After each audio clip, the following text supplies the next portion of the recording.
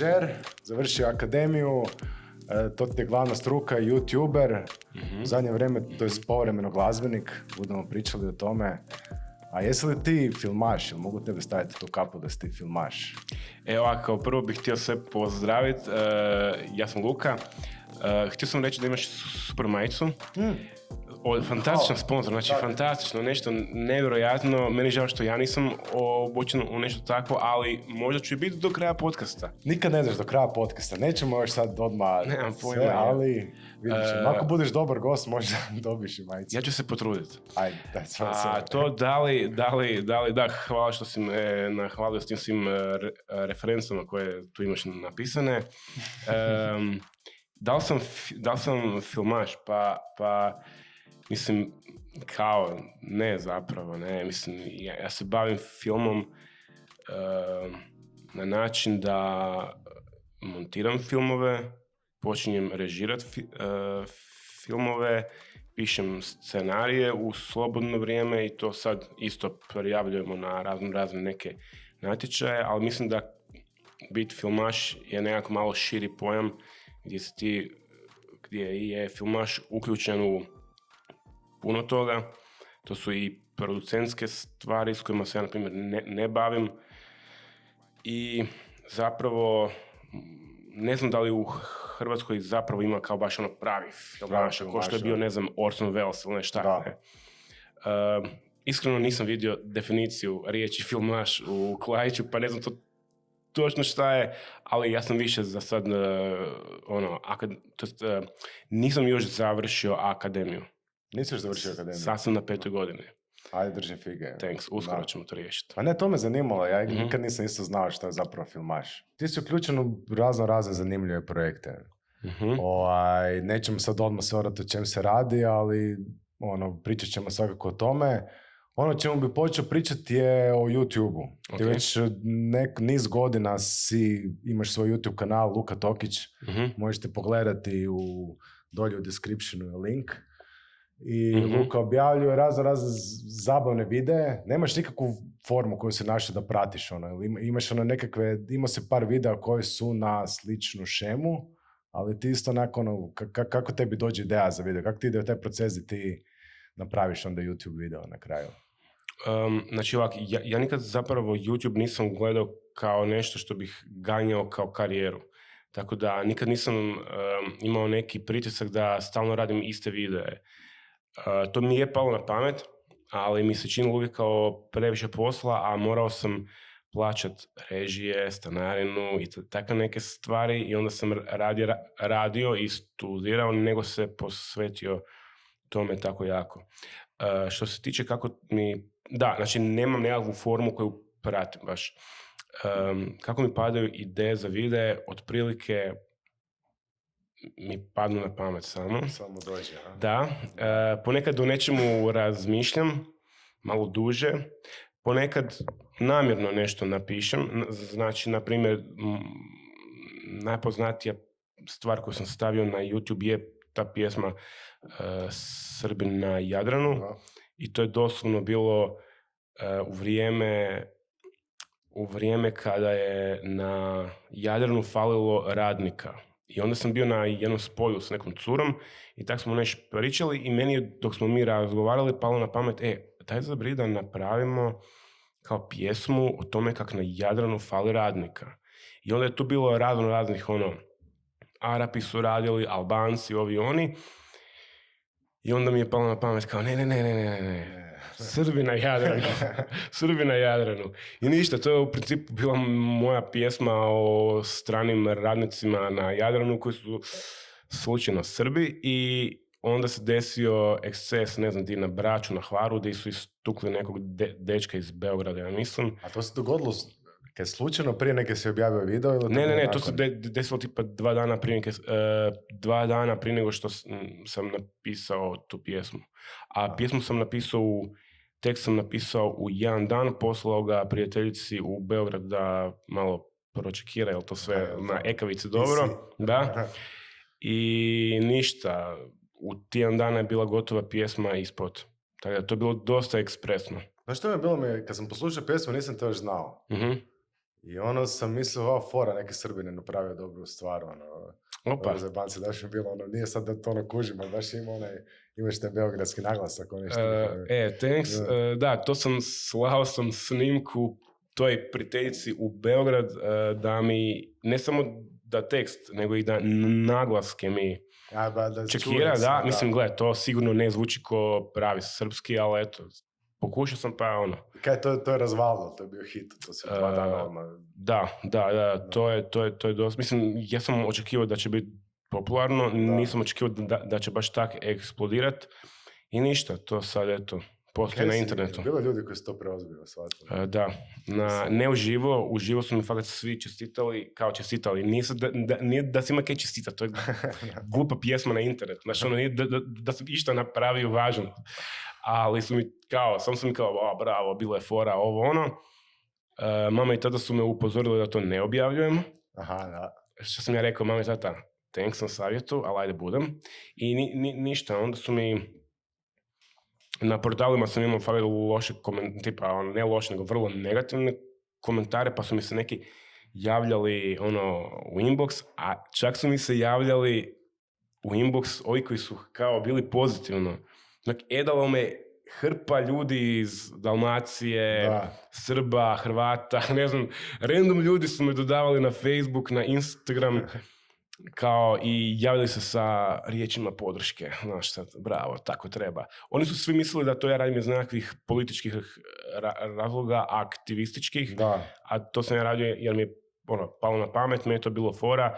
Kužim ja taj politički aspekt, ali nimalo mi to nije bila namjera. Baš onako uopće mi nije bila namjera. Ne, super, to sam dobio dojam kad sam slušao. Prvo čuješ, naravno, misliš kod je Srbi na Jadranu, da će to biti ona politička konotacija, da su skoro baš ko zajebanciju koja je dobra. A nije, ne dobiš nikakav feeling da sad ti ili hejteš Srbe ili kritiziraš Hrvate, niti ništa. U svakom slučaju poslušajte, ako niste čuli to prije godinu dana, bio najveći hit na moru, Srbi na Jadranu. Neću više ništa reći. Ti je bio malo tvom zadnjem projektu, koji je isto digo prašinu malo bio. Mislim, gledan je Gradonačelnik svemira show, YouTube show. To radiš, ti si autor tog showa, u glavnoj ulozi kao voditelj je Dario Juričan. I daj mi reci, pogledao sam, bacili se 2 epizode, ili tako da sada? Da. To je nekakav satirični show koji je na tragu. Koja je inspiracija bila za to? Ovak, dakle, Gradonačelnik svemira je talk show, čiji smo autori koncepta, producent Tibor Keser i ja, a Dario Juričan je šef, znači on je to inicirao da se to sve skupa radi i on to vodi fakat fantastično meni. A što se tiče uzora, tu su nam dost kao jasno je da su uzori Erik Andre show, neki Between Two Ferns i takva neka spika. To smo mislili da fali malo u Hrvatskoj i zabavno nam je. Znaš kao moj dojam je? Recimo to dvojke se nabrojao, ali ima taj neki hrvatski štih što je malo podsjeća na one hrvatske old school komedijske šove kao Noćna mora i kao ova Večernja škola.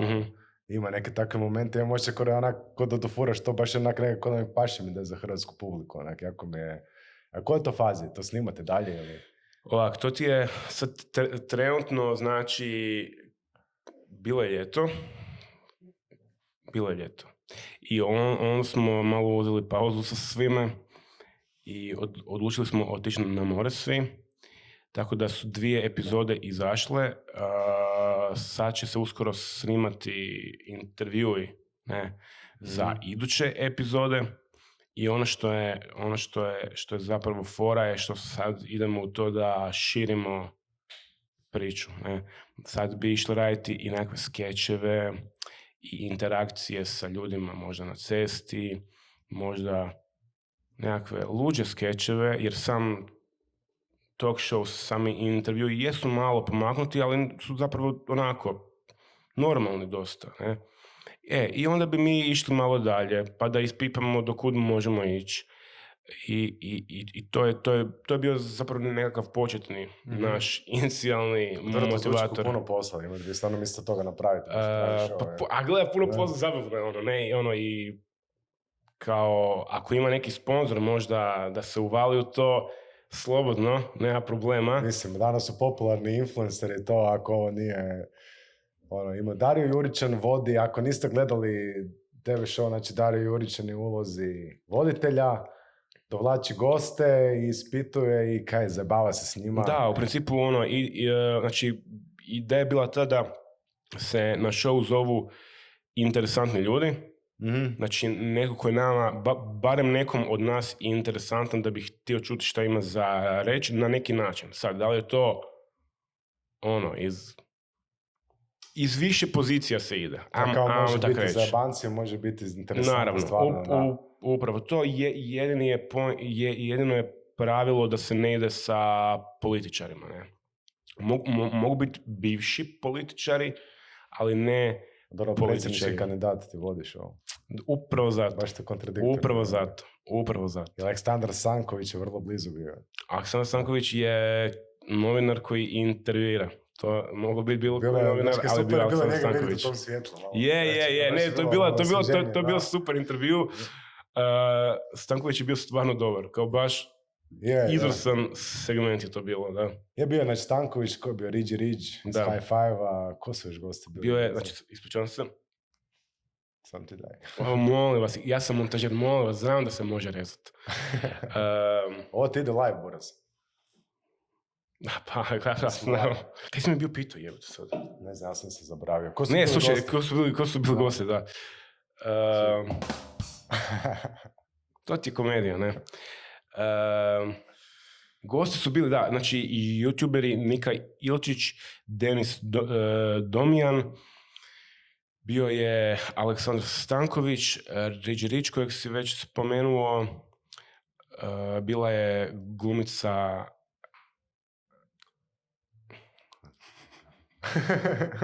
Pa ne. Reži. Jako reži.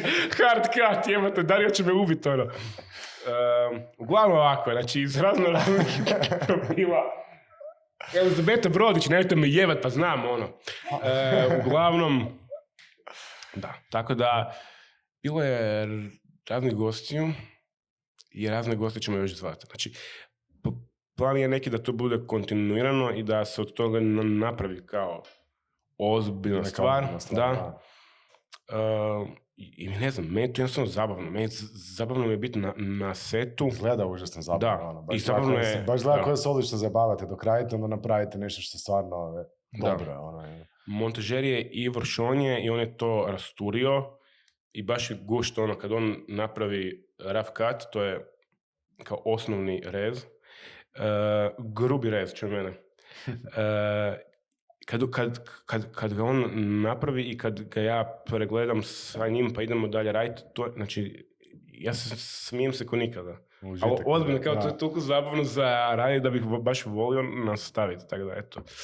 Sponzori, kaj da navelim, navalite, ne? Navalite, nemojte se čekati. Da, vjerujem da će vam to krenuti, to predobro da ne bilo, a i lovilo, dosta ljudi pogledalo to na kraju. Pa okej. A daj mi reci... gradonačelnik Svemira, to upišite na YouTube. Svemira upišite na YouTube, znači će to odmah ako niste već čuli za to. Kad smo kod još bi na YouTube ostao, malo zanima hrvatski YouTube. Okay. Ti si surađivao se sa još ekipom i znaš kao Luka Goreta, da. Dvije kitice, to su kao nekakvi OG-evi hrvatskog YouTube-a. Već dugo su na sceni nekako. Daj mi te reći kako je po tvom mišljenju situacija scena, hrvatska YouTube scena? Pa ovak, sa Dvije kitice nisam zapravo surađivao, ali idemo skupa na faks. Nisi surađivao? Mislim da nisam. Koliko se ja sjećam, sad sam možda u krivu, ali mislim da nisam. Ali ne veze. Ima video, gledao, sad sam gledao, bio zadnjih par dana kad se... Znaš zašto? Zato kad njih sam naletio bio davnih dana, pogledao neke video i bilo mi onaka, super su oni. Sad kad neki dan smo se vidjeli pa spominao, onda sam išao pogledat, na koncu sam izbinđao cijeli njihov kanal, genijalni su meni, super, baš imaju dobar humor i sve. Ima odlazak na cajke. Ne, nisi tamo? Ne, mislim da nisam. Ne, sa njima nisam, ja mislim, ništa radio, ali ne, znači Igor studira sa mnom na godini, Nikša studira produkciju na akademiji, ali sa Goretom sam baš bio radio dosta zapravo i trebali smo imati neki zajednički projekt o kojem sad ne mogu govoriti, ali koji čeka sad danji nastavak situacije. Ako bude, bit će ok. Čekaj, ne, to ima... Što? Da, to ima veze s onim kad ste objavili onaj video. Ima veze, znači postoji jedan video na mom kanalu koji se zove 18 do 35, pitching video, da. I iz tog se nešto rodilo dalje, ali sad ne mogu o tome pričati. Nažalost ne mogu jer nisam samo ja u tome. Ne, jer moramo čekati još malo. Jasno, naravno. Ali kad se tiče hrvatskog YouTube-a, gleda, pa mislim ovako, kao generalno, što se tiče samih brojki, srpski YouTuberi su definitivno jači. Ne? Mislim, ali dobro, mi pričamo o tome da ta zemlja ima 2 puta više stanovnika od naših. Što mi je neko jednom rekao? Naše zemlje? Što? Jednom sam pričao, bilo to, neko mi dao objašnjenje koje mi je zanimljivo, da je veliki razlog, mislim naravno da zemlja je veća, a da je veliki razlog zašto je njima generalno YouTube scena jača, je da ljudi manje vjeruju u mainstream medijima i puno brže se kao kreću slobodnim medijima poput YouTube-a gdje mogu dobiti neki sadržaj koji im djeluje iskrenije. Ovak, budući da su njihovi najveći YouTuberi, gameri i likovi koji rade gluposti u svojim videima, ta mi teorija kao napola drži vodu. Jer to su, mislim, klinci gledaju i YouTube. U principu. Kao, najviše klinci. Pa da. Znači, neće sad 14-godišnjak doći i reći, sad želim gledat slobodne medije, pa ću gledat Baku praseta, ne? Nego kaže, hoću gledat zajebanciju, hoću gledat pizdarije, kad mi je interesantno, zabavno, i onda upali, ne znam, Muđu, Baku praseta, već nekoga. A kod nas je situacija malo drugačija. Mislim da YouTube kultura općenito nije toliko razvijena. Sad, iz kojih god razloga to bilo, to je tak. I imaš ove ogromne mega korporacije koje imaju svoje YouTube kanale koje sad nećemo imenovati, i oni isto vuku te klince, ko bace mrežu u more i samo ih vuku i, znaš. A od ovih nekih kao manjih i tak, to ne znam, mislim da neku perspektivnu karijeru mi se čini da imaju Vid Juračić je sada, da. Vid, Kamber, on ima hrpu, ne znam, Kambera. Subscribera, gle, mislim, ima brojke, ne? Da, ima brojke, da. Lika, da, to za Kambera nikad nisam skužio, mislim, pogledao sam par videa njegovih, nisam skužio. Za Vid Juračić mi je donekle, Vid Juračić je bio tu prisutan, on je napravio priču Grad priče. Kvart priče, to mi je jasno, fora koncept, ima smisla kompletno. Kamberizam isto, Kamber ne kužim, gledam ko da je u moru YouTubera, ali opet je postigao frajer nekakvu priču. Da. Mislim da ljudi njega recimo vole zato što je dosta iskren, nekako otvoren, pa se valjda poistovijete sa time, ali ne znam. Ne gledam ga, pa sad ne znam točno, gledam sam možda jedan video čisto da vidim kaj se događa. I da. Ok, thanks, kao nije za mene i sve pet, ne. Ali, znaš ko je, sad sam htio spomenuti jednog lika, jednog bivšeg političara koji ima sad svoj YouTube kanal i širi teorije zavjera i te gluposti. Nećemo govoriti ime, nećemo mu davati reklamu, jer je kancer za ovu zemlju. Nema nekako ne zaslužuje ništa. Ali širi teorije zavjera i samo vrti laži, ali to su ti slobodni mediji, i lik ima 50 i nešto tisuća subscribera i to raste. Na te stvari ja mislim da možeš tako lako doći, da ti rokaš keywordove na ljude koji su ljuti na nešto zato što je Bill Gates implementirao čipove da bi nam svima dao koronu. I onda ljudi lažu o tim stvarima, jer znaju da će unesrećeni ljudi na to klikati. Da će to klikati, da će to biti nešto. Ja imam dojam da je pola tih conspiracy theories, da je to samo clickbait čisto. Apsolutno, to je 100% tako. Da. Pa jel ti pripremaš još kaj za YouTube? Ono, imaš... Za YouTube ovak, znači ja pripremam već 2 godine, imam 10 pjesama, imam za serijale neke ideje, sa Goretom sam to nešto bio radio, ali to ćemo vidjeti šta je. I nemam vremena se baviti s time baš. To je dosta teško, o tome sam htio pričati. Da. Mene zanima, evo ja sam nedavno, ja sam inače Luka, nisam se predstavio uopće. Da, mi se isto se zovemo inače. Isto se zovem, ja sam inače Luka Justinjanović, ja vodim ovaj podcast, ovo je prva epizoda, čisto da se upoznamo, dragi gledatelji. Mene zato što ja sam nedavno krenuo isto eksperimentirati sa tim YouTube-om i onda jedna od stvari, u principu do toga ja sam došao na neki način cijelo to ko snimanja, videoprodukcija, nisam tipa ko ti si završio akademiju, ti si išao... Nisam još. Nisi završio akademiju, ali si išao akademiju, ja sam više od onih ljudi kaj googlaj dok ne naučiš, dok ne shvatiš, ne. I to ne sramim se zato jer mi to super, jako mi to puno je dobro koristilo u životu. I tako je onda, kad prođeš puno takvih edukacija, online edukacija, tih youtubera što ti objašnjavaju, uvijek ti predstavljaju sve kao užasno lagano, ne? Da. I kao vloganje je užasno lagano, to ne moraš puno, malo snimiš, pa malo izeditiraš, nakataš, izbaciš sve to, onak za čas, izbaciš video, dolazi ti konstantno lova, kupaš se u kešu, ne moraš više nikad raditi do kraja života tako, i samo putuješ i snimaš sa dronovima prekrasne nekakve plaže, žene, da, sve hode u tangama ispred tebe i ulaze u... To je moj život inače. Da. To sam primijetio da ti tako zapravo nekako... Pa da. Čim objaviš video na YouTube, odmah se prilike, to... Da, pa kad sam stvoriti se, znaš kad sam meni se stvorio vani onaj Infinity Pool, jedno. Pa meni je samo ovako mi je zgrada narasla na nekih 80 katova, Infinity Pool, žene počele zvoniti. Ja kažem, ali ja vas ne želim, ja želim raditi na svojem umjetnosti, ne? Pa. I zato sam tu s tobom. Imaš pravo. Pa naravno. Da. Ali što se tiče samog YouTube-a, dosta je to teško. Mislim, sve što želiš raditi kvalitetno je teško. Da. Jer se moraš ubiti od posla. I ovo kaj si ti rekao bio za to, gle, ja sam upisao studij montaže, znači mene nisu učili kako se barata s kamerom, ne? I te neke stvari sam isto morao učiti sam. I to isto bilo sve na horuk i na vrlo gerilski, dok nisam počeo kužiti malo kako se to radi. I onda sam počeo i sam neke svoje stvari raditi, druge i tak. I jednostavno se moraju odrediti prioriteti u životu. To je nešto što će doći. Znači, prioriteti se moraju postaviti. Prioriteti u životu se moraju postaviti.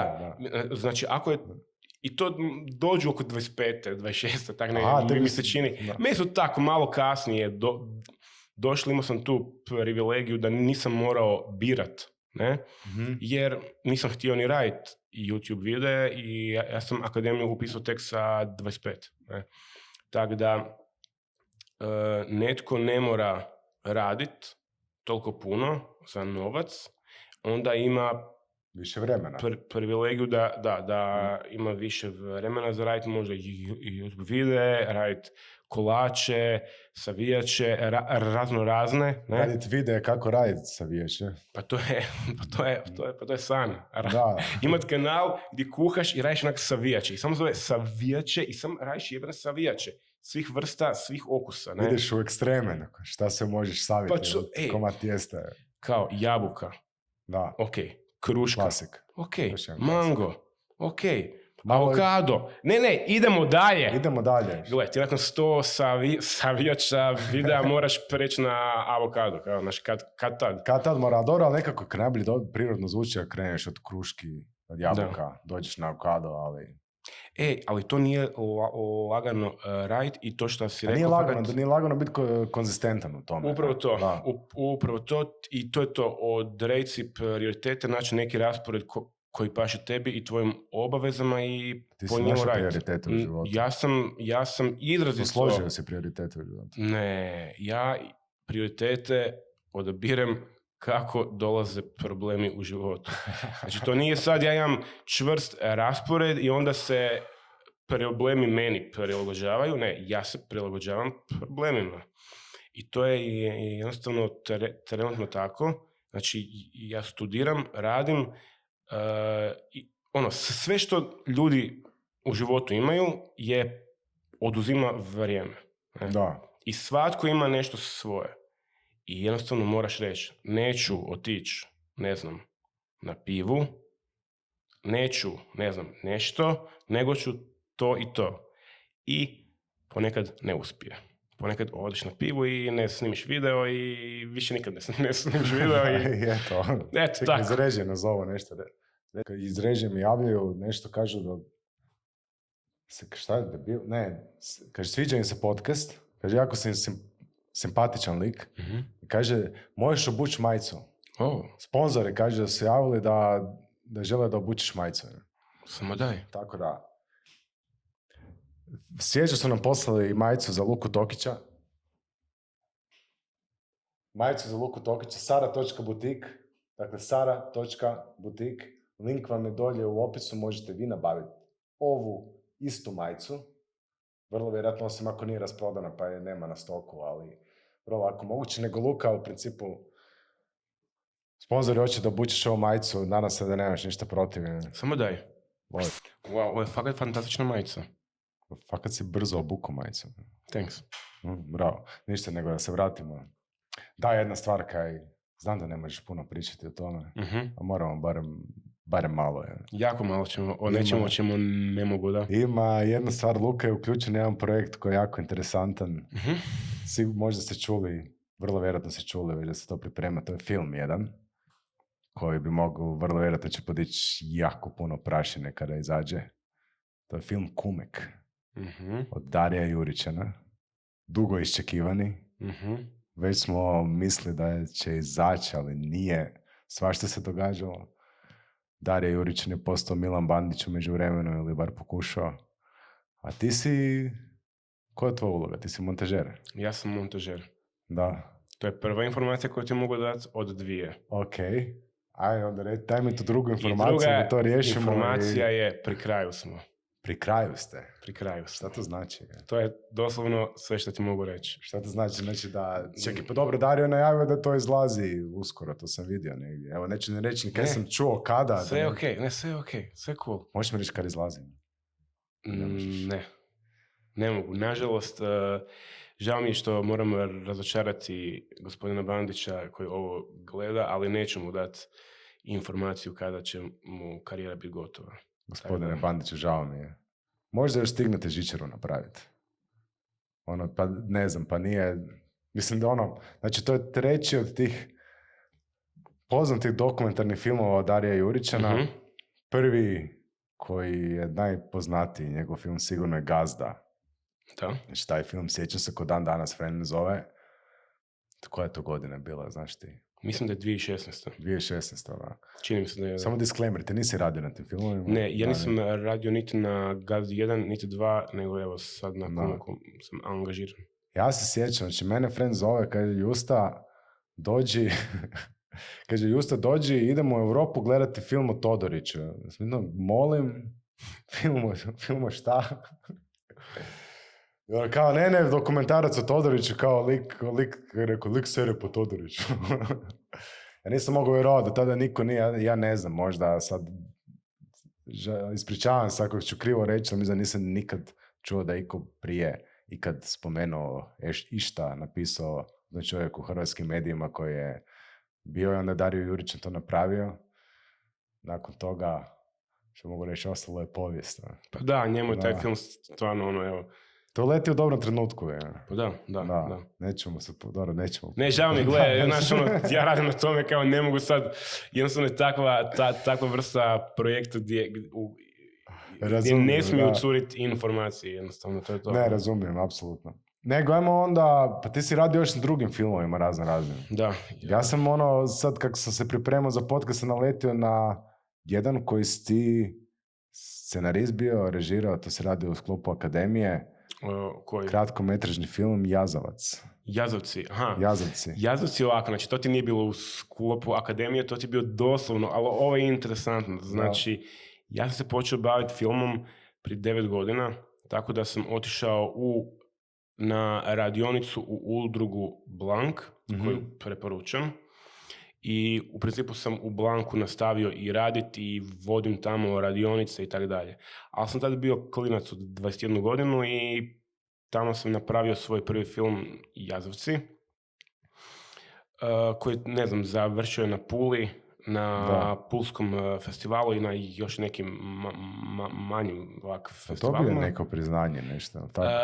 To ti je kao posebno priznanje za debitanta na reviji Hrvatskog filmskog i video stvaralaštva, što je bio fantastičan festival. To je jedan od boljih festivala, jer je uvijek jako zabavno, mali je pritisak, nema zapravo, to su zebancija, ne? I super je. I tak sam se počeo baviti filmom, tak sam zapravo u Blanku, koji je osnovao inače Dario Juričan. Tak smo se mi upoznali, ja sam došao kod njega na... Čekaj, sorry, Blank je skraćenica. Ne, da. Tak. Blank filmski inkubator je puno ime udruge, a sam Blank ti označava praznu sličicu na roli filma. Da. To je mak. I ta udruga, reci malo te udruge. Ta udruga, koja je svrha te udruge, čime se bavi?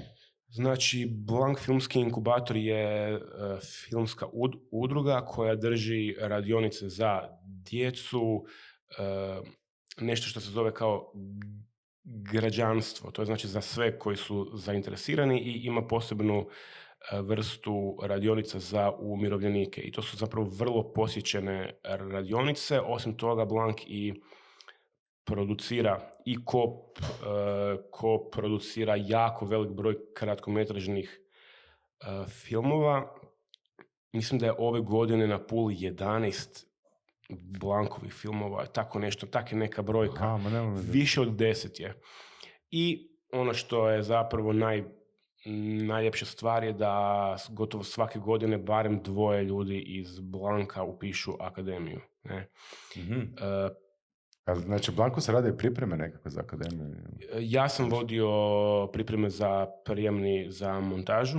Ove godine to nešto eksperimentalno bilo da vidim, jer puno ljudi kad pristupa prijemnim ispitima, makar bili talentirani ili dobro pripremljeni, ih pojede trema. Ne? I onda smo mi radili zapravo na tome kako da ih ne pojede trema, kako da se, što da to, znači kako da se pripreme da budu sigurni u sebe. Jer kad dođeš na prijemni, trema te pojede da si tko god. I onda jednostavno, moraš biti spreman na tu tremu.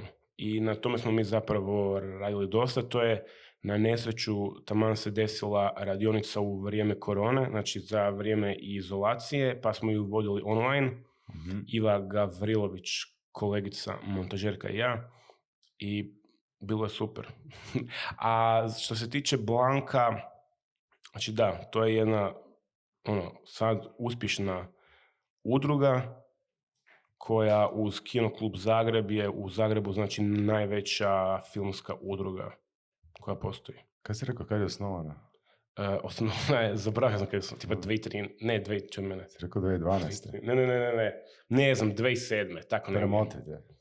Da, ne znam točno, ne znam kad je osnovana, iskreno to se ne sjećam. Ne, Foremek je spomenuo to tremu na prijemnima za akademiju. Mislim, Akademija dramskih umjetnosti u Zagrebu poznata, pogotovo friškim studentima ili onima koji to hoće biti, pretendiraju prema tome kao nešto što je upasti unutra, gotovo znanstvena fantastika, jer jako malo ljudi godišnje se prima. Koliko se na montažu prima ljudi? Na montažu, odsjek montaže svake godine upisuje 5 studenata na prediplomski i na diplomski onda malo drugačije, ali to... A mislim, svi generalno idu na prediplomski, ide većina. A kako izgleda prijemni za montažu? Prijemni za montažu, znači ovak, prijemni za montažu, prvo što bih rekao je ovo što si rekao istina, znači ljudi imaju tu jednu veliku famu oko akademije općenito. Ono što bih ja rekao, mislim da je to to je fakultet. Znači to nije Hogwarts, makar se ponekad tak čini.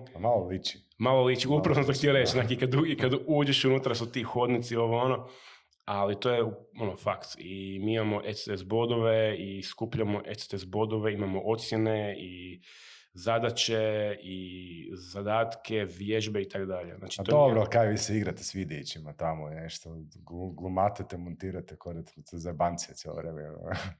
Samo krivo. Ne, ja se slažem, to je privilegirani smo zapravo da možemo studirati nešto što je zapravo jako lijepo. Ne? Ma to vi se privilegirani, ja mislim da ta fama oko toga je više zato što ljudi koji pišu akademiju su ljudi koji stvarno se žele time baviti.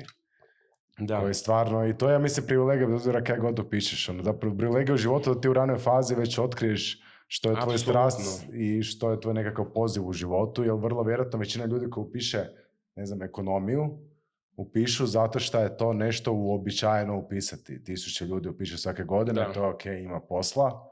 I onda nije da su upisali ekonomiju, ali vjerojatno ima i ona šačica, sigurno ih ima 5 godišnje, koliko ima i na montaži da upišu i ekonomiju, zato što je to njima i njima je vjerojatno užitak onda biti. Sigurno. Ono znači, na montažu se upisuje 5 ljudi. 5. Prijavljuje se tipa 30.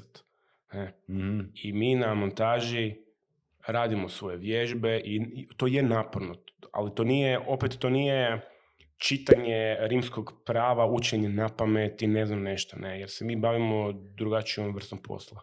Ali da je naporno je taj studij, općenito, a akademija, ako misliš biti uspješan i ako se misliš s tim baviti, i pogotovo ako radiš uz faks, naporno je. Mislim, promijeniti život u potpunosti. Meni se život od moje 25. kad sam upisao do sada promijenio na glavačke. Znači, socijalni krug ljudi ti se promijeni, način na koji gledaš filmove se promijeni. Definitivno. Da. Znači, jedna od stvari koja ti obožavaš filmove, gledaš i samo počneš gledati kakav je ovo rez, tu je kontinuitet su fulali, režijske postupke počneš analizirati i tako dalje. I što zvuči fora, ali ponekad ti upropaštava gledanje filma. Meni ne, ali sam čuo ljude koji se na to žale. A što se tiče samog prijemnog za montažu, ima, mislim, 2 ili 3 kruga. Prvo opće da bi pristupio, moraš poslati fotomontažni Uradak, bravo. Da, zaboravio sam kako se zove. Fotomontažni uradak, to je između 12 i 15, ja mislim, fotografija koje pričaju neku priču. I tu se ljudi baš. Da, i tu se ljudi malo se zakompliciraju si život, pa krenu u nekakve velike priče, ne znam nešto. To mora biti samo jasno raskadrirana, najjednostavnija priča, ne? Ja sam zaboravio poredak stvari kako ide, ali imaš glazbeni test, test općeg znanja, opće kulture. Mm-hmm. To je isto, ljudi se pripremaju za test opće kulture, a tu moraš računati da ćeš imati maksimalno 50%. Znači, nema šanse da ti sve to skupa znaš. Nema šanse. A dobro, kako ćeš to učiti? Pa upravo to. Mislim, to sam ja imao, ja sam upisao novinarstvo u svoje vrijeme, davnih dana. Ja mislim da ovo trenutno je najiskreniji oblik novinarstva koji sam se ikad bavio. Sad mi to sinimo ovaj trenutak. Nevjerovatno. Jebeno. Pa jebeno, pa to super. 2006 sam upisao faks, sad je 2020. Ako gledaš to u budućnosti. Ma ne, ovo kaj govoriš su zapravo super informacije za ekipu koja upisuje. Ja sam tih davnih dana čak razmišljao bio u akademiji. Znači se da da sam bio glupi klinac. I kako to da nisi... Kako smo govorili o prioritetima u životu, tad prioriteti su, uopće nisam razumio gdje, šta i kako, šta i ne znam, iskreno. Ne. Ja mislim da ja sam odustao više manje zbog nekakvog tog, dobio sam dojam, ne znam od koga, znam da nije od staraca, moji starci nisu takvi, možda više od profesora, društva, kao da bolje upisati nešto što je sigurno, pa moraš brzo upisati faks, to je meni bilo, znaš. Moraš upisati faks odmah nakon srednje. I to je neka stvar koju sad kad gledamo nazad... To su gluposti. To radimo mi na Balkanu i u istočnoj Europi. Sad kad ti moraš odmah upisati faks? Sad moji Nizozemci, pa koliko sam sreo Nizozemaca, Iraca, koji si uzmu godinu dana, malo putuju Europom, zajebavaju se, šmrču, rade stvari koje možda ne bi smjeli raditi kod sebe doma. A znaš kaj brine, klinci kod nas nemaju love za šmrkanje. Pa nemaju ništa, čovječe, naravno, pa zato upiši faks da... To ono, neš raditi, daj upiši faks, završi da počneš raditi više, ono, daj. Pa da. I to ja mislim da je to, znači, ono, sam ono išao linijom lakšeg otpora, što nisam trebao iz današnje perspektive, definitivno, ali ja mislim da je to jedna od stvari zbog čega se ja recimo odustao. Znao sam da ono lako moguće u akademiju, no padneš, moraš opet ići više puta. Ti si iz koje si ti? Drug, ne znam, nećem se, ali nisam iz prva, da. Da, to je, ja mislim, bilo. Ja. A zanima me isto, to smo bili ona fama koju često čuješ kad ljudi pričaju o filmu. Srpski film je puno bolji od hrvatskog. To je istina. To sam čuo. Pa ovak. Kao filmska scena, filmska produkcija. Iskreno, ja sad trenutno nisam toliko upoznat sa srpskom produkcijom trenutno. Da. Ja isto, ja znam one starije nekakve klasike. Pa to, nisam u zadnje vrijeme ja gledao puno srpskih filmova. Mislim, ne znam, znači ono što mogu reći ovak iz nekakvih stvari koje sam čuo od ljudi je da, a mislim, ne znam da li su bolji filmovi ili nisu. Nisam siguran baš. Nisam siguran. Znači... To ti fakat ne voliš Srbe. Da, fakat. Ne, znači, nisam siguran jer jedan od najboljih filmova, na primjer, koje sam ja gledao zadnjih 5 godina. A kakva je hrvatska scena? To sam zapravo htio pitati. To sam baš htio to mene zanima. Kaj ti misliš kakva je scena hrvatska filmska industrija? U kojoj je situacija sad? Da li se to proizvodi puno, malo, dobro, loše? Šta ti misliš o tome? Upravo sam na to htio reći. Znači, meni jedan od najboljih filmova koje sam gledao hrvatskih, a i uopće u to doba, je bio Ti mene nosiš od Ivone Juke. To je stvarno fantastičan, baš fantastičan film. I njega je bilo teško napraviti i on je dugo je rađen. I za napraviti dobar film, kvalitetan, a da nije ono kao nekakva trash komedija, pa neko to pogleda, pa stari moj, pa ovo ti je jebeno, pa ne znam nešto. Dobre fore. Pa to je super film. Kao, to je druga vrsta filmova. Ne? Ti mene nosiš je stvarno dobar film. Jako kvalitetan film. U Bosni i Hercegovini je prije 1 ili 2 napravljen film koji se zove Muškarci ne plaču.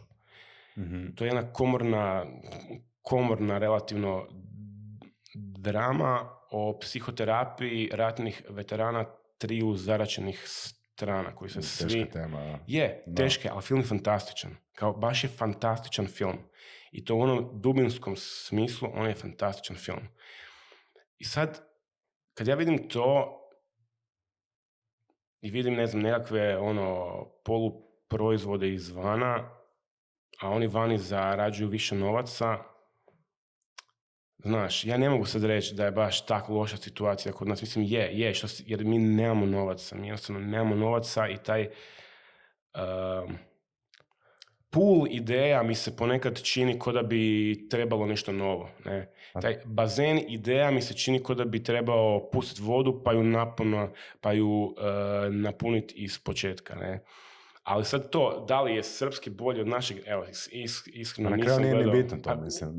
To nije bitno, to je samo nekako jer kod nas ima dobrih, znači kod nas ima stvarno dobrih filmova, ima stvarno dobrih kratkometražnih filmova, ima redatelja kratkometražnih filmova koji su jako talentirani i koji, znači, čekaju priliku da dobiju dugometražni film od Havca. Ne, to su, ne znam, Josip Lukić, Tomislav Šoban, Rino Barbir je sad napravio fantastičan kratkometražni film i ima ih još. Sad sam spomenuo imena, pičku mater. Oni su... To ima ona stranica Croatians Film, kako se zove, tako gdje su kratkometražni filmovi. Da, to sam naletio nedavno na tome, to je dosta dobre stvari, gledam kako dobro projekt. Da, Croatian Film je fantastična stranica na kojoj možete vidjeti hrvatski kratkometražni film, i igrani i dokumentarni, i tamo se stvarno ljudi mogu obrazovati da vide šta sve postoji. Ne? Ma da, tamo možeš... Dođeš tamo i shvatiš da postoji, da se nešto dobro napravi. I dobri su, kužiš, nije da nisu, stvarno ima fantastičnih stvari. ali novaca fali izuzetno i malo smo tržište. Hoćemo malo više učiti, to me zanima. Recimo, dobro, malo smo tržište, to je jedna stvar, definitivno. Treba i smiriti očekivanja isto. Onako, oko proizvodnje ideji, proizvodnje filmova, realizacije, svega toga treba biti realan. Ipak smo mi jako malo tržište. To je jedna stvar. Druga stvar, ono što mi je užasno interesantno, ja iskreno nemam sad iskustvo, ti imaš malo iskustvo, ti ima recimo HAVC, Hrvatski audiovizualni centar. Da. Znači, većina filmova u Hrvatskoj, ako ne, skoro svi se sponzoriraju tako da se prijave na natječaj, na HAVC-u, i onda ako im tamo neko dobe financiranje filma. Da. I kako je onda životni put jednog filma? Životni put uspješnog filma u Hrvatskoj, to možeš malo od financiranja na HAVC-u do dalje, kako to funkcionira. Da li je šta ti misliš o HAVC-u isto možeš ukombinirati? HAVC-u to je super stvar. Znači, apsolutno super stvar. Da nema HAVC-a ne bi... Znači, hrvatski film se zapravo dizao godinama. I to je, koliko sam ja upoznat sa situacijom, velikom zaslugom upravo HAVC-a. HAVC je institucija koja financira čitav niz djelatnosti. Znači, nije samo dugometražni i igrani film, to je i dugometražni dokumentarni film, kratkometražni filmovi sufinanciraju, jer oni zapravo kao sufinanciraju i produkciju, ali i postprodukciju i predprodukciju filma. Znači već za scenarij ti možeš dobiti. Da. I nije samo za film, nego i za TV projekte, komplementarne djelatnosti tipa radionice, seminari, međunarodne suradnje. To je jedan ogroman sustav koji zapravo financira ogroman broj stvari. I to je fantastično. Šta da kažem? To, pa znaš kako svaki ljudski napredak ima nekakve dobre i loše strane obično. Sigurno ima loše strane. Znači, gledaj, ja nisam toliko nuklearna energija, naš je najčišći oblik energije koju možemo stvoriti, ali se bojimo. Ali se bojimo. Fukushima, bojimo se ga se ko vrak tamina. Meni je zanimljivo aspekt najpoznatije filmske industrije na svijetu, naravno Hollywood. Okay. Svi smo živi, neživi, odrasli na tim filmovima i znamo, oni najviše proizvode, najviše zarađuju od toga. Da. Potpuno privatno. Potpuno kapitalistički. Okay.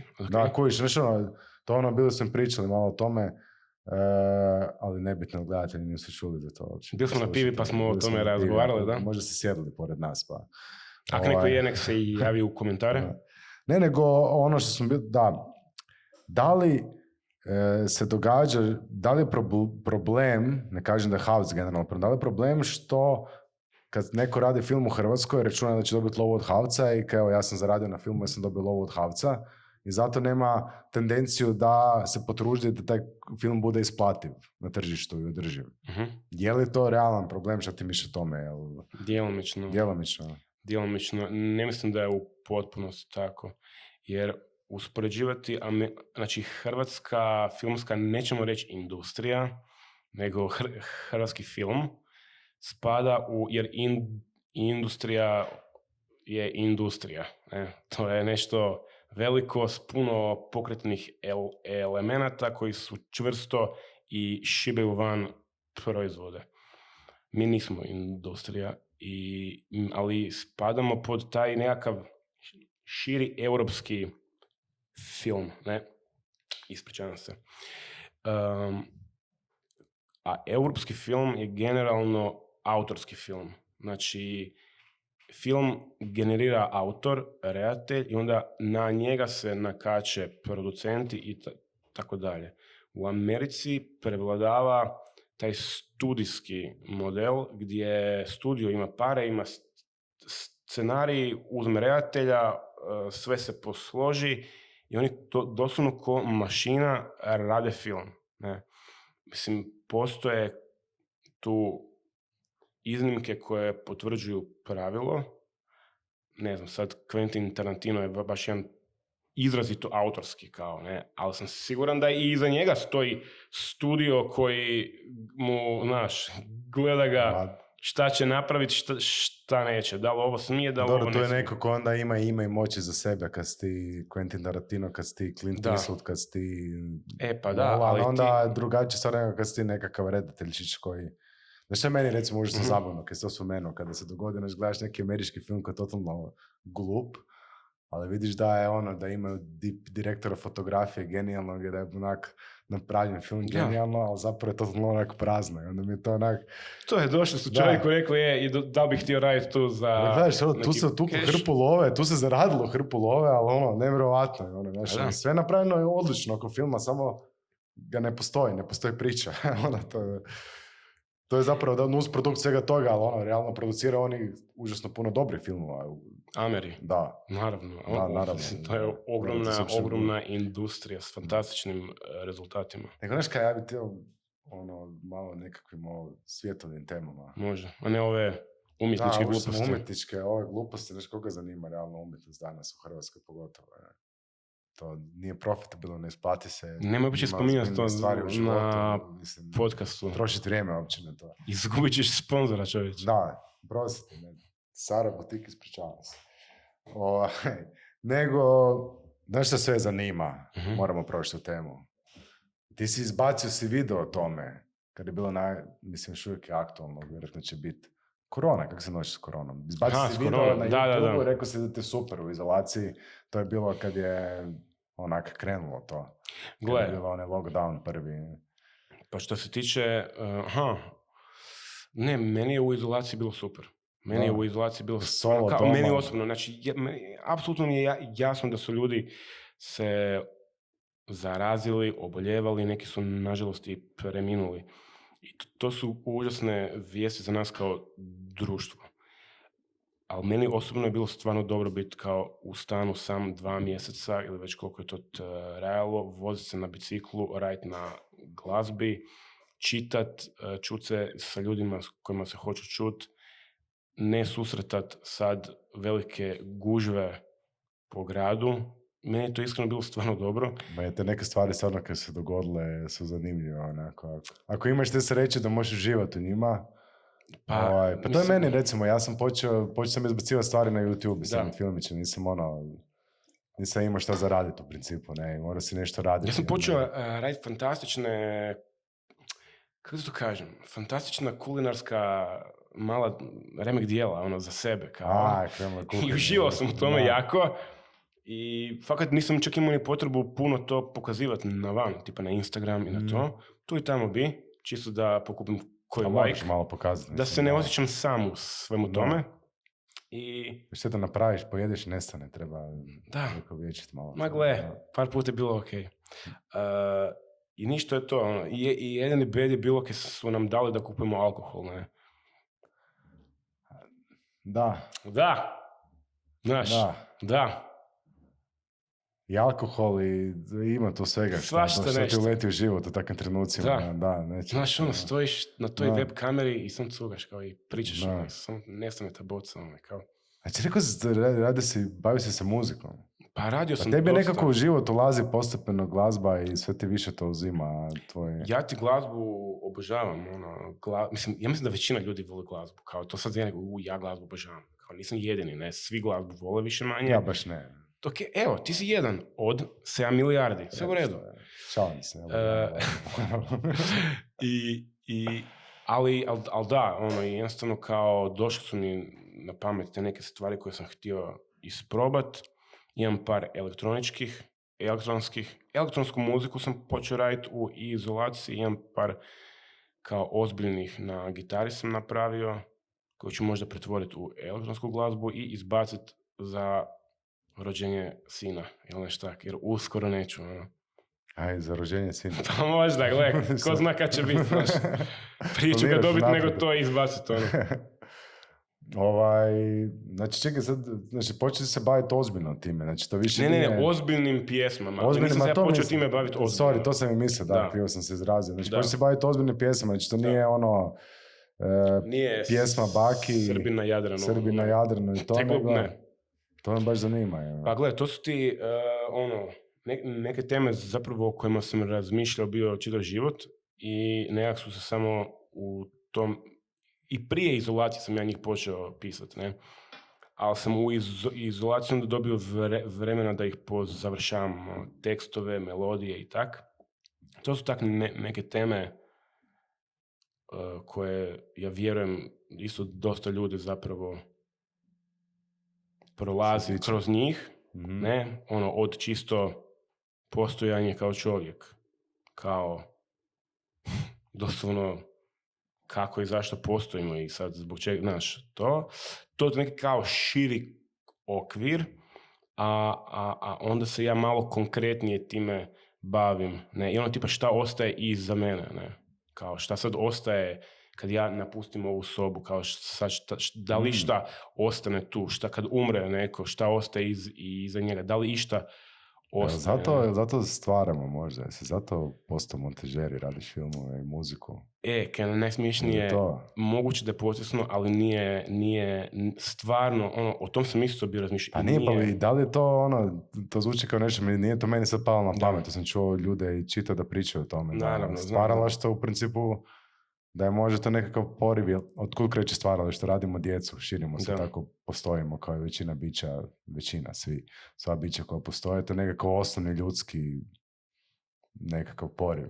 Da li stvaranje glazbe, umjetnosti, bilo čega, nekakvih poslovnih stvari ili tako nešto, da li možda je to sve ono nešto što nama želimo ostaviti, kako želimo ostaviti svoje gene, imamo prirodne instinkte, možda kada te inspiracija i kreativnost pukne, zapravo ti želiš ostaviti nešto više.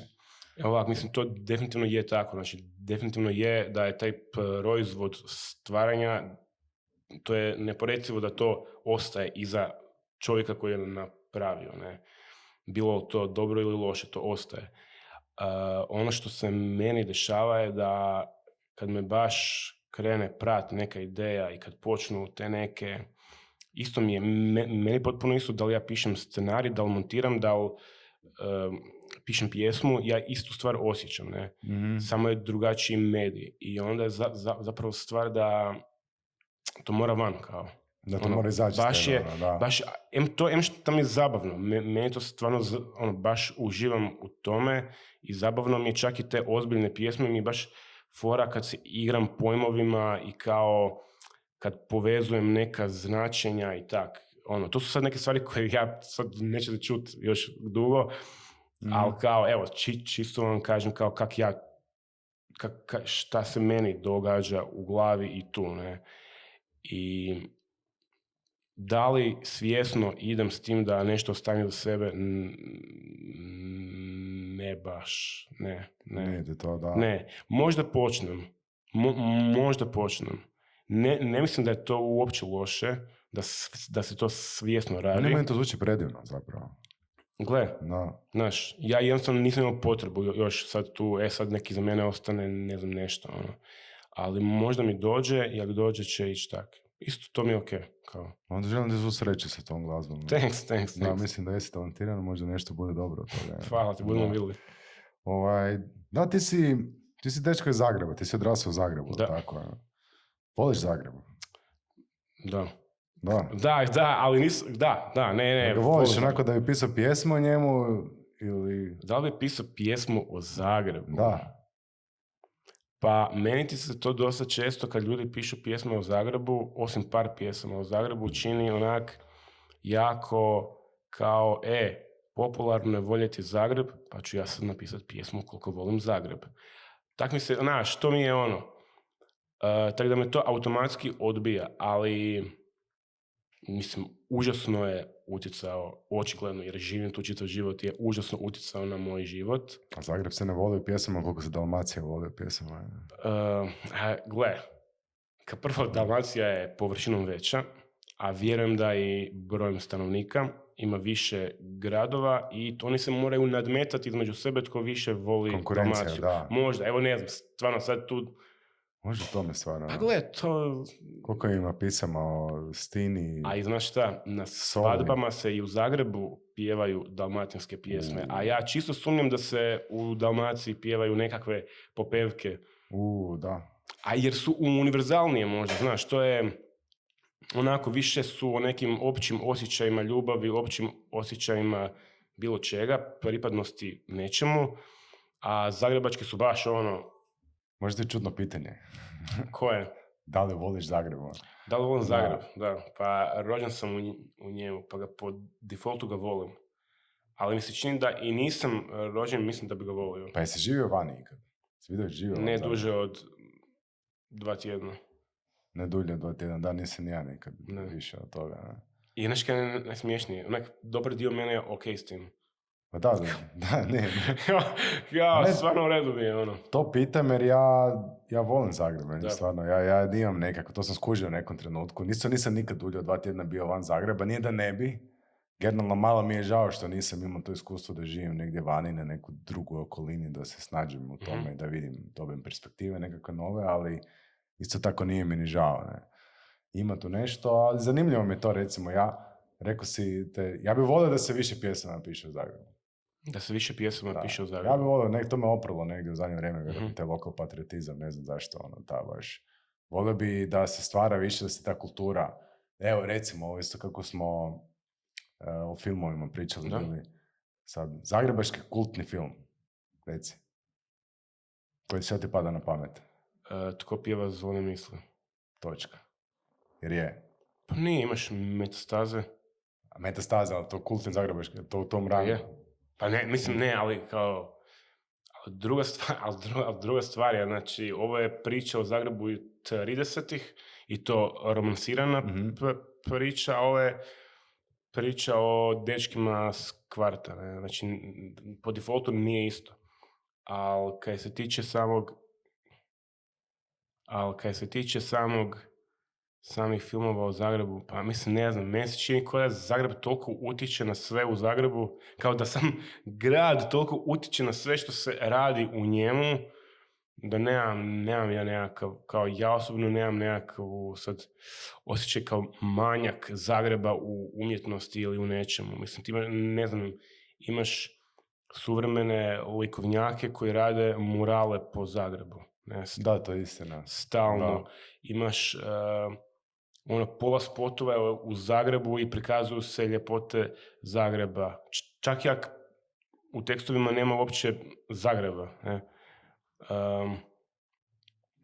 Ne znam, možda sam u krivu. Ja isto jako volim Zagreb, kaj ne smiješni, baš ga volim. Da. Zapravo, sad dok smo razgovarali, kao, ne, znaš kaj, pa ga volim, evo te. Jer vozim se bajkom svaki dan i onak, zgodno mi je, lijepo mi je, jako je loše uređeno za bicikl, baš katastrofa. Da. Ali svejedno. Kao to kad se spomenuo, znači sad, kad nisu tramvaji vozili na Ilici. Da. To jutro s biciklom. Kad je lijepo sunce, svjetlo, sve tamo po Ilici pičetiš, sam išao bi kod klijenta raditi od Britanca prema Ilici. Predivno, svako jutro se vodiš kako je dobro. Je. Da, je. Pa to ti kažem, kad je bila i izolacija, Zagreb je bio najljepši. Da. Se mogu stići svuda, posvuda, bilo je prozračno, divno je bilo, ne. Da, ne, volim ga. Da, pa to izlaziš još uvijek. Da li izlazim? Da, izlaziš van. Kamo? Vikendom. Pa ne. Pa, znaš šta, bil mi fora tu i tamo tići, tipo neke parkiće i to. Tipa ispred HNK.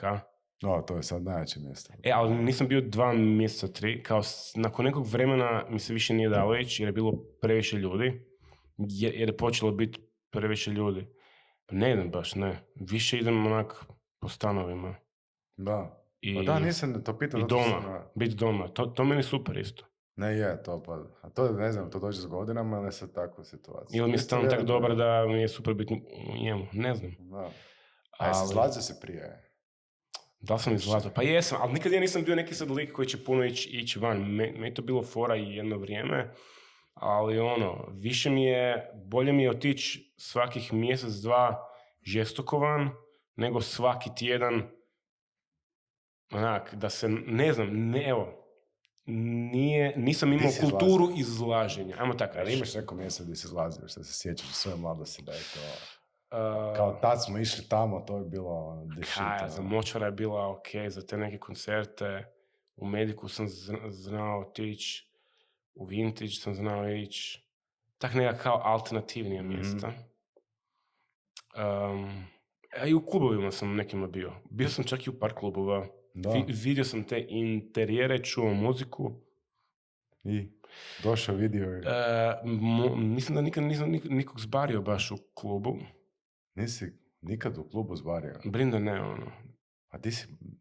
A ovak, više sam kao poznanstva, kroz poznanstva je to više išlo. U alternativnim mjestima jesam, ali baš tad u klubu mislim da nikad nisam.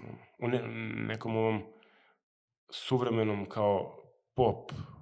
Čujem je pop, ko neki čiče iz 80-ih. Pop klubovima.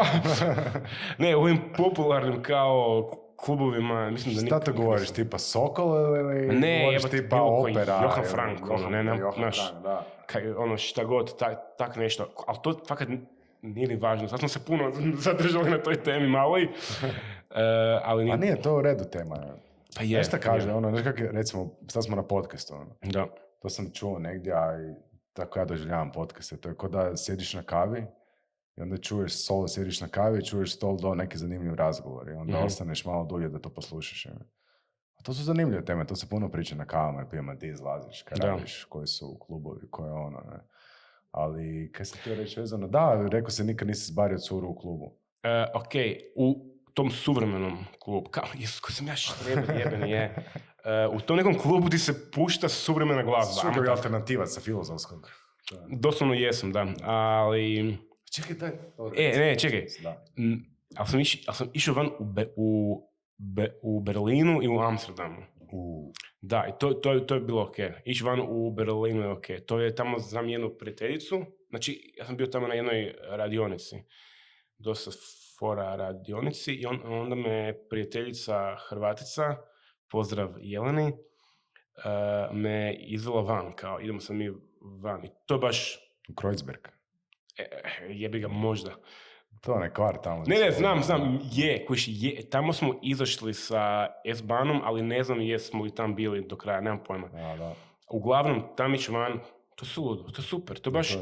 Ja sam se tamo osjećao ko dečko iz provincije, ko ono, dečko sa sela, taman, napustio kravu, otišao fino u grad, ja vidim taj Berlin i kao, wow.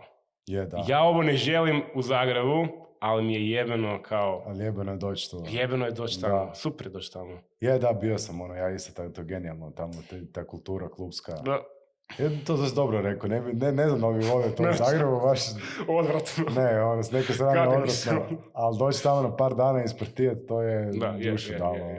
To sjeća sam od neke klubke na Riječici, nekako je ono kao ponton, ali tamo vidiš, ja sam došao, tad bio sam još uvijek trezan, i ono što je zanimljivo, vidiš ekipu kao od jučer, Roka, vidiš ekipu, tada je bilo svjetsko prvenstvo, gleda svjetsko prvenstvo, vidiš stari par pije čašu vina i malo su došli, znaš, Znači sve 3 smjene vidiš. A njih 3, bilo ih je više. I onda do frajera što vidiš da žive tako da su rokanici konstantno. Znači, svi tamo briju, niko ne smeta i sve super. Znači, to mi je bilo onak fora moment. Pa je fora, definitivno je fora to vidjeti vani. Da. Slažem se čak s vama. Da. Da, imam neke provokativne pitanje. Da, istraživao sam bio. Okay. Dobio sam svakakve. Ne vidim ti mobitel od mikrofona, tako da pitaj. Vidiš, spreman si. Ne vidim ga. Ne vidim. Pričaju ljudi da ti si čovjek koji voli ići u ekstreme. Ok. Da. Jesi zvao mog tatu? Nisam moj tata rekao. Nisam tog tata. A možda tvoj tata proširio priču. Moguće. Da, srednja škola. Nekako to onako, kad sam čuo mi je bilo ovako vrlo slikovito u glavi. U srednjoj školi Luka Tokić sa izblajhanom kosom trenira MMA, bori se u ringovima, jer to je istina.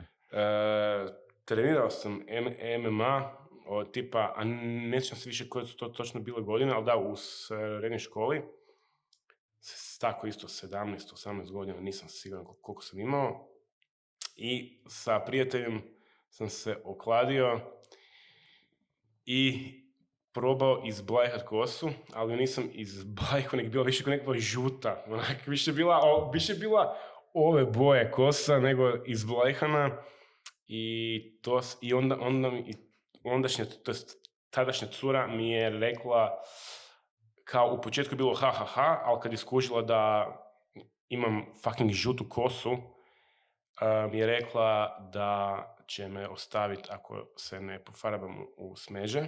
Nema zezat. Ja se nisam pofarbao u smeđe.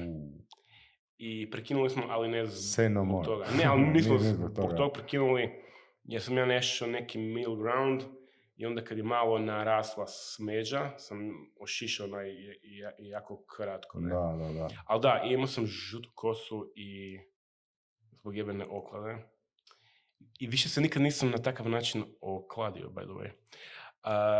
Jer sam naučio sam svoju lekciju, da. A MMA sam trenirao, to sam počeo sa 2 frenda iz osnovne škole, kao trening, onak smo, da nešto radimo i niš, oni su bili puno bolje od mene u tome. Da. Ja sam bio fakat onak mediocre do loš kao, ali mi je bilo jebeno trenirat kao. Mm-hmm. To mi je bilo to i ne znam, sa 19 sam prestao, više mi se nije dalo. Kaj si više, stand-up ili u parteru? U parteru sam više bio, da. Manje sam bio loš u parteru. Manje si bio loš. Da. Još jedna stvar, da nije toliko provokativna. Ja nemaju, ovo su preprovokativna pitanja. Sad ću ublažiti malo, neću sad. Hvala, da tata... Parabing! Takve stvari, dosta to je. Jedna stvar, dio ovog pitanja, vratio bi se na to, ali nije sad poanta ovog pitanja. Osim svih fakulteta koje si pohađao, to nije bilo samo akademija. Ne. To bi se htio vratiti. Okay. Ali imao si karijeru značajnu, navodno, u Counter-Strike-u. Counter-Strike-u? Ne. Ne. Ja sam svaki sport, pa i e-sport, ja jednostavno nisam u njemu dobar, ali igrao sam dosta. Strastveno, volio si to? Pa, ili igraš još uvijek?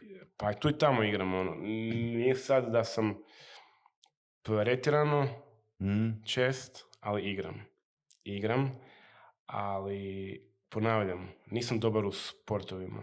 Niti e-sportovima, niti pravi sportovima. Ništa ti nije to više. Više manje, onako, kao, ok. A kaj to znači? Nisi natjecateljski tip ili nisi talentiran? Ne, pa mislim da nisam talentiran.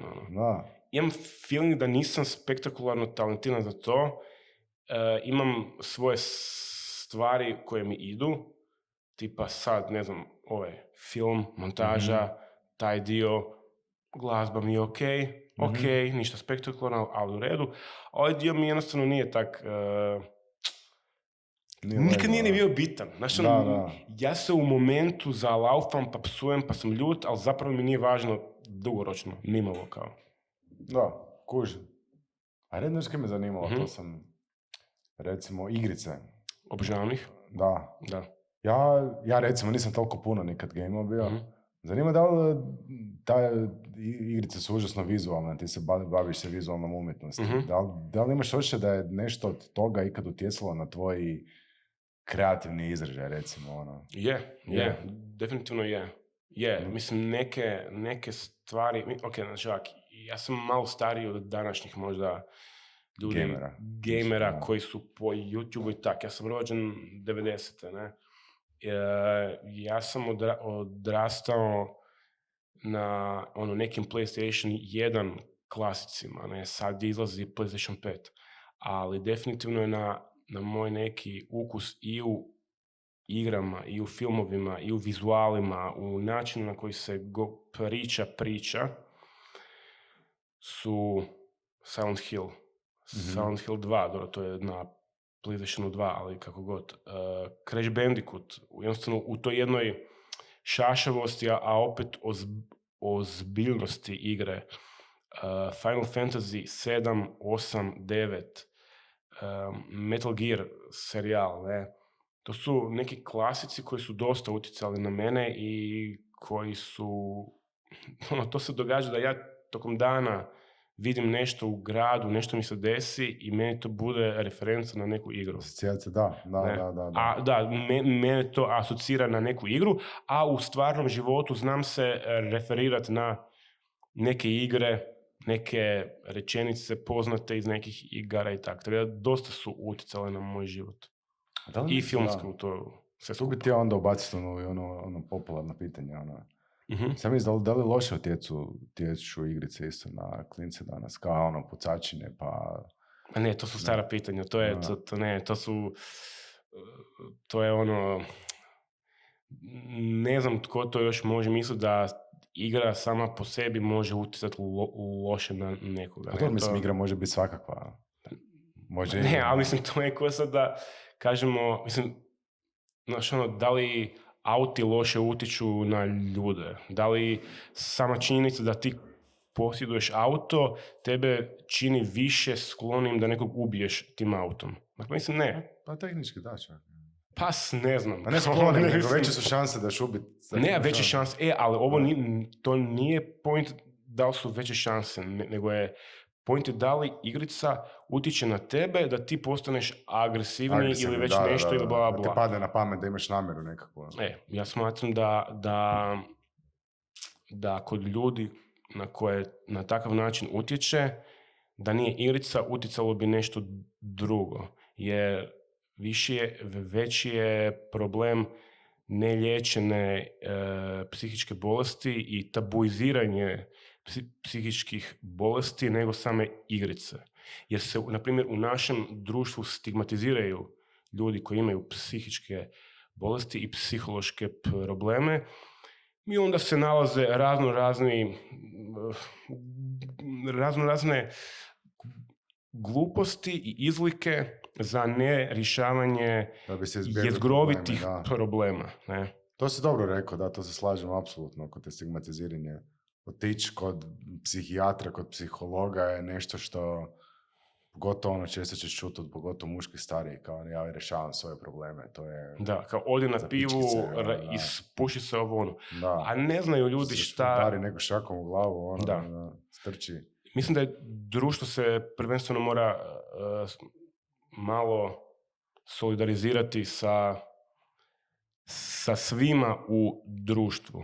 Ako me razumiješ, znači malo kao, ajmo svi skupa imati razumijevanja, prvenstveno to, a onda možemo pričati o tome da li je pucačina kriva za agresivu, a ne možda tata koji pucačina, pucačina ne može biti kriva za agresivu, to može biti razgovarati ako riješiš neke druge stvari koje jesu koren, pa da li će pucačina nešto neće. Nekome... Pa ne znam, ja sam igrao, u mojoj generaciji su igrale stvarno svakakve igre, ne? Da. To je ono, jer pogotovo tad kad smo mi bili, su bile raznovrsne igre. Kaj nisi nikad nikog zaklao? Znači ja nisam nikoga upucao, pojeo, zaklao, spalio, bacio s planine, još uvijek. I nisam nikada vozio tank i zabio se u nečiju kuću. Ne. Gle, a di si onda vozio čudo. tank? A ne, ali ja sam ti tank iznimka. Imaš u GTA, imaš u Carmagedonu. Ma ne, zapravo, nisi nikad vozio tank i zabio se u kuću, pitam, di si ga onda vozio? Jo, da bar. Ne. Da, nisam ja nikad. Ali možda bude neki ratni turizam, pa će nam dati. To sam čuo da u Rusiji, tipa, možeš iznajmiti tank. Gle, Rusi su pametni ljudi, ne? Da. Kapitaliziraju na svemu što imaju. Ratu koji svi. Pa gle, kaj će. Nekom ide to bolje, drugima ne. Htio bi još malo o glazbi koje... Ti si veliki obožavatelj Bruce Springsteena. Tako je, da. Eto, došli smo do Amerika odmah, patriotizma američkog. Ali vidiš, to ti odmah ti mogu reći. To ti je... To je jedna kriva predžba. Da, znam što ćeš reći. Znam točno što ćeš reći. Nije Bruce Springsteen, ljudi koji površno slušaju misle da je to užasno. Tipa američka verzija Thompsona, onak misle. Ne. A zapravo kada slušaš Bruce Springsteena, shvaćaš da on govori o, ajmo reći, sad generaliziram, ti vjerojatno puno bolje znaš njegov opus, o problemima malog čovjeka u Americi na neki način. Tako, to je neka njegova tematika često u pjesama. Da, tako, da. Pa da, mislim, da, to znači...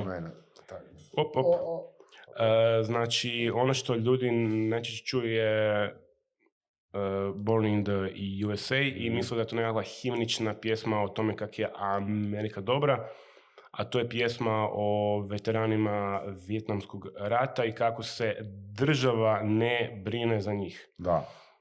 I kako oni imaju psihičke probleme zbog toga, kako nemaju život i kako krpaju kraj s krajem. Ne? Čitav njegov opus je upravo, kako si rekao, je zapravo o pojedincu. Ne? On ima užasno puno ljubavnih pjesama, ali koje se bave izrazito širokim spektrom problema međuljudskih odnosa. Ne? Kad je u ranijem opusu se bavi tim čisto muško-žensko odnosima, a kako je odrastajao se zapravo bavi tim kako da dvoje ljudi budu zajedno, ako ne mogu biti zajedno, ako ih neki njihovi problemi odvajaju, a žele biti zajedno, njegovi unutarnji demoni, jer je on 40 godina već je na antidepresivima i ide kod psihijatra, da. Njegov stari je imao, ja mislim, schizofreniju i Springsteen je obolio isto od depresije, zapravo vrlo mlad.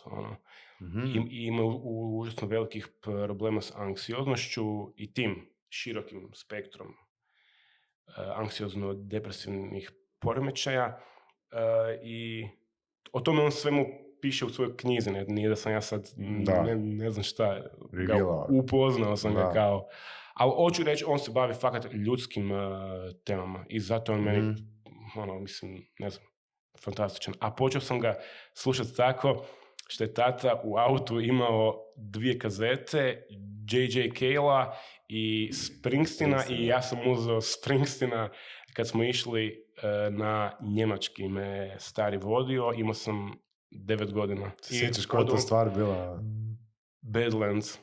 Da. Badlands je bila prva stvar koju sam čuo i bam, kao to je to, kao, ne šanse. A kaj je to najveći glazbenik najviše tjeca na tebu, neka to je ukus ili nešto? Ne, ja njega jednostavno mogu slušati u bilo koje doba, kako god da se osjećam, mogu njega slušati, evo, to je već 21 godinu. Mm-hmm. To je tak, jebi ga. A ovi koji su najviše utjecali na mene, mislim, nekak pocisno je na mene najviše utjecalo zapravo Bajaga. Kaj se tiče Bajaga. Od svih Bajaga, jer ima jako pjevne refrene. Ne? To je istina, to je meni užasno fora i onda ja radim kao tak isto, pokušavam imati što pjevnije refrene kad ja za sebe nešto radim. Mm-hmm. I sviđa mi se način na koji on piše tekstove. I ima kao, kako da to pišem, kao skokovite tekstove, nekak ritmički je interesantan. Ne? Mm-hmm. A od elektroničkih nemam pojma, sad iskreno, Perfume Genius, to je jedan američki pjevač koji sam radi svoju glazbu, on mi je fantastičan, MGMT su mi super. I Death Grips. Death Grips su jedan od najboljih bendova koji je ikad postojao, potpuno suludi. Ako nije poslušao, nek si posluša. Death Grips su... Čekaj, nisam znam za njih, ali nisam sad... Death Grips, to ti je onak eksperimentalni rap, sa vrlo puno šumova, s jako puno eksperimentiranja u zvuku i u načinu repanja. Ne? Mm-hmm. Mislim, za mnoge ljude je to neslušljivo. Neslušljivo, da. A mene fora. A dobro, Luk, lagano se bližimo kraju. Mm-hmm. Imaš još neke teme koje bi htio pokriti? Da li ja imam neku temu koju bi ja htio pokriti? Ne moramo se žuriti sad. Ok, čekaj sam malo. Kaj smo rekli, žene, to nećemo ili hoćemo? Pa možemo, zašto ne? Hoćemo isprobati. Hajmo isprobati. Da, ne znam. Ali ne znamo kako da tome pristupimo. Znaš, o tome sam razmišljao. Rekli smo da ćemo pričati kao curama, ženama. Ali da ne ispadneš šovinistički. Ne šovinist, seksist, glup, da ne ispadne jeftino. To je vrlo teško. Da. Znaš, ja razmišljam o ti neke stvarima o čemu sam pričao i tak dalje, ali to ispadne opet možda ne bi trebalo zaroniti to. Pa onda nećemo. To možda nemamo dovoljno iskustva kao ovak. A možda, evo, znaš kad se pitati. Ti sjećaš, to sam htio sad nastaviti kad si bio spomenuo da nikad nisi izbario u klubu. Da.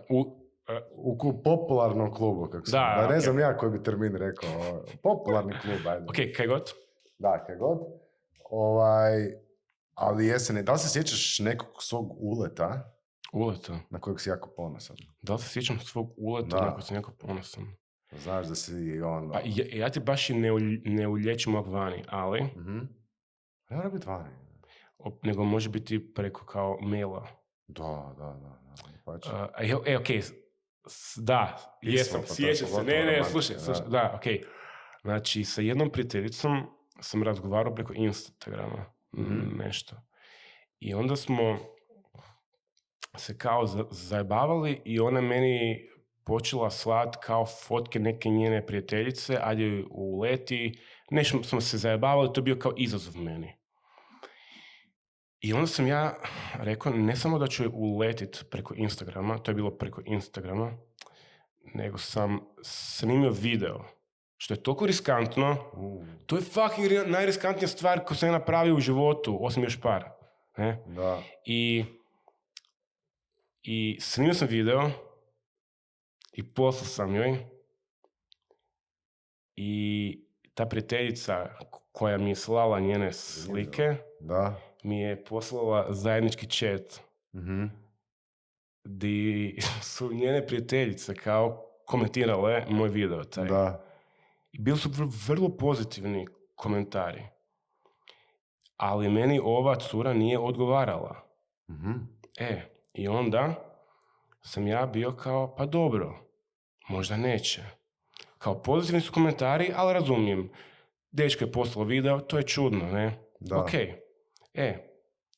I onda mi je nakon 2 dana odgovorila kao, ona meni poslala video, kao, provjerila sam te s tom prijateljicom, kao, činiš se da si dečko, možda bismo mogli izaći na piće. To zvuči kao da je smišljala odgovore. Ma ne, ona je zabantica je. I ništa, i tu sam bio kao, fuck yes, jebate. Napravio sam video, znači to je fakat riskantno. Mene malo mi je bilo muka, od cringe-a samog sebe, ne? Ali sam rekao kao, moram to napraviti, sad je kao... Ovo je super, to mi nikad nije palo na pamet. Da, thanks, kao, eto. Da. Mislim, danas je lako snimiti video, napraviti, biti kreativan. Ne, ja sam samo onako uzeo kao mobitel, sam se posnimio. Sviđa mi se, baciš dragulje u ovom podcastu. Da. Sam ljudi, savjet... Velik da, i jako dobar savjet. Nemojte slati curama vide, nemojte slati curama vide, ljudi, ovo je bila... Ma ne, šaljite, ajde. Recimo, dobro. Šalje se, znači kaj, ali sam kao šaljete, slažem se. I možda je korak iznad napraviti pjesmu na YouTube, gdje kao suptilno se poziva cura van, gdje će ona skužit, ali niko drugi neće. Ma ja brinem da to glazbenici rade. Tolike ljubavne pjesme Kriste, da, kak mi nije, da, jer ja nisam glazbenik, jebate, pa da. Da, nego dobili smo ekskluzivu, dragi gledatelji, sad možete, dobili ste savjet kako letavati cura, ja mislim da je to super stvar. Ja mislim da je super zato što, budeš originalan, to pogotovo situacije, znaš, kad ti ne ide. Pa dobro, mislim da originalnost pada sad kad je to na internetu i može pogledati kogod hoće, ali... To je na internetu? Pa kao, ovaj razgovor. Ma ne, da, dobro. A dobro, ko prvi čuje... Da. Gle, prvih 100... Ko prvi njegova djevojka. Da. Ba doslovno, da, zapravo da. Ti vrlo pozitivno to sve gledaš, tako da, okej. A da, pa daš me džemove, baciš tu. Ne znam kaj sam još htio reći. Da, uskoro ćemo krenuti na ovaj zadnji dio jedan, malo izrežirani. Pa možemo... Jel to neki skeč? Nije skeč. Hoću morat piti nešto. Morat ćeš piti rakiju od kaktusa. Peyote kaktus. Ja čekam da me iznenadi to. Šalim se, ne. Ne imamo pitanja iz publike. Ok. Da, tako da... Sam da vidim. Da, nema pitanja, nemamo publiku još. Tako da, ovo je prvi podcast, nije još niko gledao. Ali drugi put, postavljajte pitanje u komentare. Možda baš vaše pitanje, vaš komentar stavimo u podcast idućem gostu. A jedno će nam Luka doći opet. Pa ja se možda nadam. Kad budeš mogao više pričati o filmu. Pa gledaj, do tad će film možda izaći, pa ću moći reći nešto. Neke stvari malo više, nešto što će te interesirati, ne? Ali jesmo mi sad kao gotovi ili... Pa idemo prema kraju lagano. Ok. Da. Ja čekam kao kada da ti se zahvalim kad si me pozvao. Pa možeš. Pa hvala što si me pozvao. Hvala ti kad si došao. Pa nema problema. Da. Hvala ti, bilo je super. Imam osjećaj Također. da je bilo i ugodno, da je ljudima ugodno i zaslušati ovo, da će biti dobro. Ja se nadam. A vama, dragi gledatelji, slušatelji, hvala vam kad ste ostali. Ovaj kanal je, radimo mi u principu iz gušta, želimo napraviti nešto više od toga. Tako da zapratite nas, lajkate, cijenimo svaki komentari, pozitivni, negativni, pozitivne puno više. Ako vam se sviđa, kažem, lajkate, ako vam se ne sviđa, mislim, možete opet lajkati. I trudit ćemo se još češće ovo izbacivati. Sad ću reći da se dam to obavezu svaki tjedan. Svaki tjedan. A eto, vidiš, nije mu dobro. Luka me hvata. Anksiozan sam već. Ne moraš ti svaki tjedan doći. Ne, za tebe sam anksiozan. Ali želim svu sreću, bilo je fantastično i rasporedite. Hvala ti, to je to, podcast ti to ne kužiš. Sad nisam te pitao zapravo, ti kužiš? Ja brinim da da. Briješ da kužiš? Brinim da da. Ali nisam siguran, to možda će reći publika. Da, recite nam, šta misle da li Luka kuži? A ako ne kuži, samo napiši Luka, hashtag ti to ne kužiš i sve će biti jasno. I zapravo dole pogledajte linkove šta ima, nećemo stavljati gluposti, stavljamo samo stvari koje će biti relevantne vama i naše društvene mreže, Instagram, Facebook i takve stvari da nas možete zapratiti, pratiti i osim podcasta ćemo izbacivati druge zanimljive stvari, svašta se priprema i to je to. It's a wrap. Sve kamere smo pogledali, laku noć, doviđenja, peace out.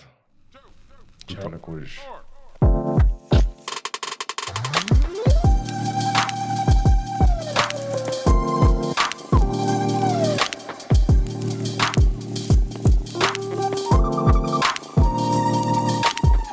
Thank you.